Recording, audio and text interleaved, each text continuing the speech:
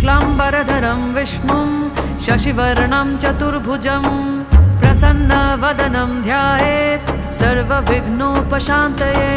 व्यासं वसिष्ठनप्तारं शक्तिः पौत्रमकल्मषं पराशरात्मजं वन्दे शुकतातं तपोनिधिं। व्यासाय विष्णुरूपाय व्यासरूपाय विष्णवे नमो वै ब्रह्मनिधये वासिष्ठाय नमो नमः।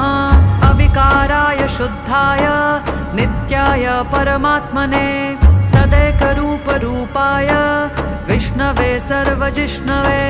यस्य स्मरणमात्रेण जन्मसंसारबन्धनात् विमुच्यते नमस्तस्मै विष्णवे प्रभविष्णवे।